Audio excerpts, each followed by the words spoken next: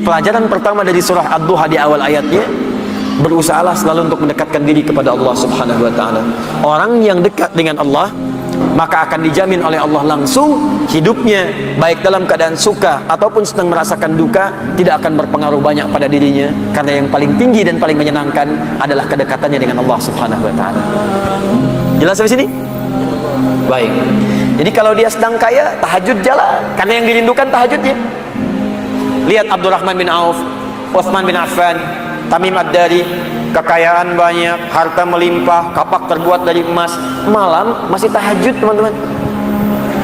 Masih sempat baca Al-Quran. Utsman tuh sampai jadi presiden masih punya waktu untuk khataman Quran. Kan Utsman radhiyallahu ta'ala anhu waktu terbunuh kan sedang baca Al-Quran. Masih puasa, saat itu sedang puasa. Anda bayangkan nikmatnya dekat dengan Allah, walaupun jabatan tinggi, yang terasa nikmat itu saat sedang beribadah kepada Allah, saat tahajudnya, itu yang dinanti.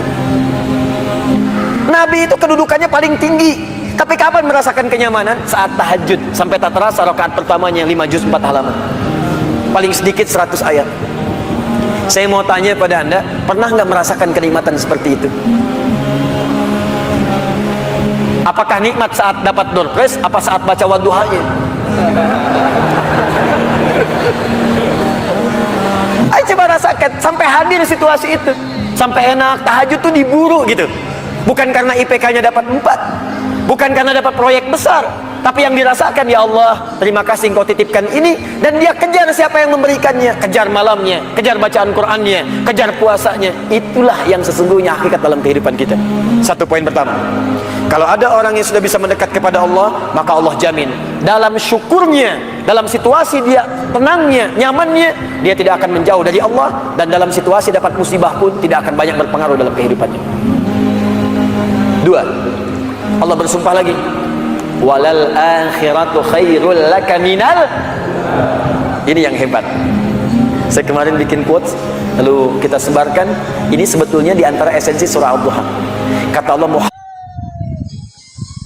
Muhammad, saya bersumpah kepadamu, yakinkan pada jiwamu, nanti saat kamu ke akhirat, suasananya akan lebih enak dibandingkan dengan sekarang. Akhirat itu lebih baik dari apa yang kamu rasakan sekarang di dunia. Maksudnya begini, kalau kamu sedang capek, kamu sedang ada musibah, kamu sedang lelah, sabar. Nanti kalau sudah pulang, semuanya akan hilang. Memang dunia itu tempat capek, karena memang tempat beramal. Sholat di dunia, kerja di dunia, puasa di dunia, baca Quran di dunia. Kenapa kita kerjakan? Supaya cari bekal untuk pulang ke akhirat. Nanti kata Allah, kalau sudah pulang, semuanya akan hilang. Jadi tenang aja teman-teman. Capek cuma sebentar. Ya, capek cuma sebentar. Lelah, gak apa-apa. Namanya juga dunia. Dunia itu memang tempat capek. Kalau nggak mau capek, ya pulang.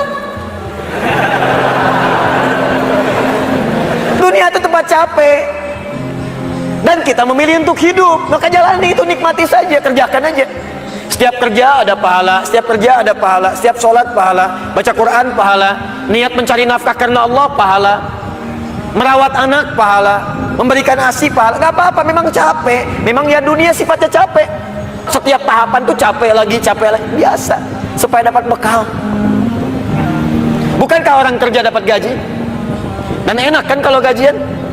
Dan kalau sudah dapat gaji, lupa kan 29 hari ke belakang? Anda itu bekerja, kerja, berangkat gelap, pulang gelap. Tapi kalau sudah dapat gaji, semua itu kan hilang lupanya. Pergi ke Lembang, ya, jalan sama keluarga. Ada yang ke Palembang beli pempek, ada yang ke Lembang beli mak Lembang. Ada. Semuanya kayaknya hilang aja. Besoknya kerja lagi. Kata Allah, saya janjikan yang lebih dahsyat. Kamu sabar saat di dunia, karena dunia memang tempatnya capek. Kamu cari bekal aja. Nanti saat pulang ke akhirat, saya berikan yang lebih indah dan gak akan pernah ada capek lagi.